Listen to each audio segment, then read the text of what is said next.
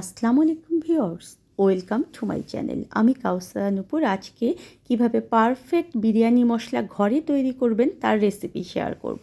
আর কিভাবে এই মশলাটা সংরক্ষণ করতে হবে, কিভাবে ব্যবহার করতে হবে এবং যারা নতুন উদ্যোক্তা হতে চান কিভাবে এই মশলার দাম নির্ধারণ করবেন সেটার ধারণাও আজকে দেব।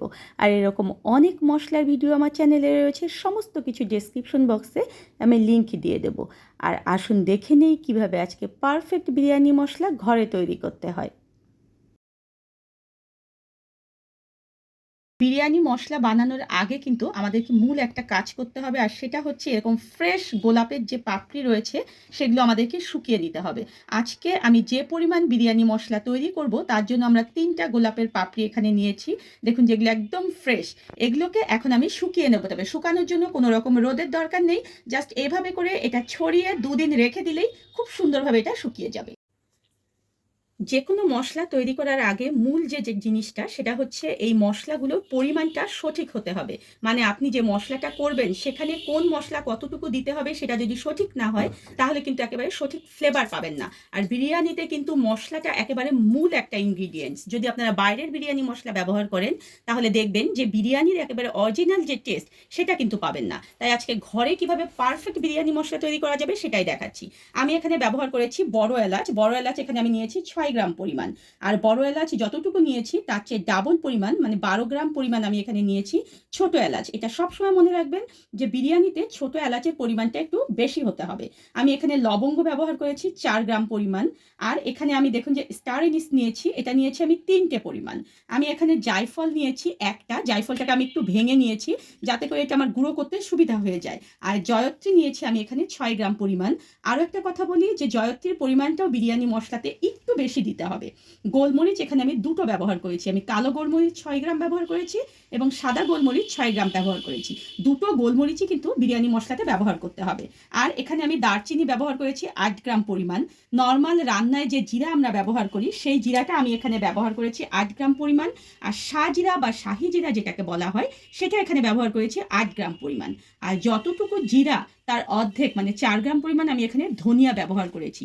আর আমি প্রথমেই আপনাদেরকে দেখিয়েছিলাম যে 2টো গোলাপের পাপড়ি আমি সুন্দর মতো শুকিয়ে নিয়েছি, সে 2টো গোলাপের পাপড়ি এখানে ব্যবহার করেছি। এখন এই যে মশলাগুলো রয়েছে এখানে, এই মশলাগুলো আমাদের ভাজতে হবে। ভাজারও কিন্তু একটা প্রসেস রয়েছে, চলুন দেখে নেই। চুলায় একটা ফ্রাইং প্যান উঠিয়ে দিয়ে সেটাকে আমি গরম করে নিয়েছি। আর এটা মাঝারি আঁচে গরম করে নেওয়ার পরে চুলার আঁচটাকে আমাদের কমিয়ে দিতে হবে, মানে মাঝারি লো করে দিতে হবে। এখন আমি 2টো তেজপাতা এখানে ছিঁড়ে দিয়ে দিচ্ছি। আমার ট্রেতে জায়গা ছিল না, এই কারণে আমি তেজপাতা 2টো ট্রেতে দিতে পারিনি। এখন দেখুন যে তেজপাতা দেওয়ার পরে এখানে আমি বড় যে মশলাগুলো রয়েছে সেই মশলাগুলো সব দিয়ে দিচ্ছি একে একে, কারণ এই মশলাগুলো ভাজতে কিন্তু আমাদের সময় একটু বেশি লাগবে। আর দারচিনি সেগুলোও কিন্তু বড়, সেগুলোকে আমার এখানে দিতে হবে। আর আমার যে ধনিয়াটা রয়েছে ধনিয়াটাও কিন্তু ভাজতে একটু সময় লাগে, তাই ধনিয়াটাকেও আমি এর মধ্যে দিয়ে দিচ্ছি। আর অবশ্যই মনে রাখতে হবে যে চুলার তাপমাত্রাটা কিন্তু মশলা ভাজতে একটা বড় ব্যাপার, কারণ আপনার মশলাটা যদি ভাজা বেশি হয়ে যায় তাহলে কিন্তু মশলাটা কালো হয়ে যাবে আর আপনার বিরিয়ানির যে একটা সুন্দর কালার সেটা কিন্তু আসবে না। জাস্ট এগুলোকে আমরা 30 থেকে 35 সেকেন্ড এভাবে অল্প আঁচে ভেজে নেব। দেখেছেন কীরকম একটা শব্দ হচ্ছে, এই শব্দটা থেকে বুঝতে হবে যে আমার মশলাটা মোটামুটি ভাজা হয়ে গিয়েছে। এখন এর মধ্যে আমি অ্যাড করব আমার যে গোলমরিচগুলো রেখেছিলাম সেই গোলমরিচগুলো, আর যে জিরাটা আমরা নর্মালি আমাদের রান্নায় ব্যবহার করি সেই জিরাটা আমি এখানে দিয়ে দিচ্ছি। শাহজিরা বা শাহি জিরাটা কিন্তু আমি এখনও অ্যাড করিনি। এটাকেও আমার কেবল 8 থেকে 10 সেকেন্ড এভাবে নেড়ে নিতে হবে। একদম সুন্দর সাউন্ড হচ্ছে, দেখুন আমার কিন্তু ভাজা একদম শেষ। আমি চুলাটাকে বন্ধ করে দিলাম, দিয়ে আমার যে গোলাপের পাপড়িগুলো এবং শাহি যে জিরাটা রয়েছে সেটা এখন এর মধ্যে অ্যাড করে দিয়ে এই যে ফ্রাইং প্যানটার একটা গরম ভাব রয়েছে এই গরমের মধ্যেই আমি এগুলোকে এভাবে নাড়াচাড়া করে নেব। আর এটাকে আমি ঠান্ডা করব যতক্ষণ পর্যন্ত না এটা একটু হালকা পরিমাণ গরম থাকে। একেবারে কিন্তু ঠান্ডা করা যাবে না, তাহলে কিন্তু মশলাটা সুন্দর মিহিভাবে গুঁড়ো হবে না। পুরো মশলাটা করার পরে আমি ওয়েট মেশিনে আপনাদেরকে দেখিয়ে দিচ্ছি আমার আসলে মোট কত গ্রাম মশলা হলো। আর এতে করে আপনারা বুঝতে পারবেন। আর যারা উদ্যোক্তা, যারা একেবারে নতুন বিজনেস শুরু করতে চাচ্ছেন, তাদের জন্য বলি যে দেখুন এখানে আমার প্রায় 80 থেকে 81 বা 82 গ্রাম পরিমাণ মশলা হয়েছে। আপনারা ঠিক মশলার কতটুকু দাম সেটা আগে প্রথমে হিসাব করবেন, তারপরে তার সঙ্গে আপনার পারিশ্রমিক এবং কিছুটা লাভ রেখে তারপরে মশলার দামটা নির্ধারণ করবেন। এখানে 82 গ্রাম, মোটামুটি 82 গ্রাম দেখুন যে মশলা হয়েছে।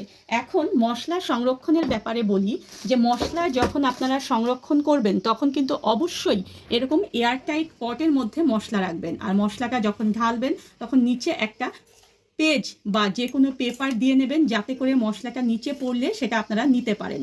আর কখনোই কিন্তু মশলা একবারে একটা পটে রাখবেন না, সবসময় একটা বড় পটে মশলা রাখবেন এবং সেখান থেকে ছোট পটে করে মশলা ঢেলে ঢেলে ব্যবহার করবেন। তাহলে দেখবেন যে দীর্ঘদিন পর্যন্ত আপনার মশলার ফ্লেভারটা একেবারে খুব সুন্দরভাবে থাকবে।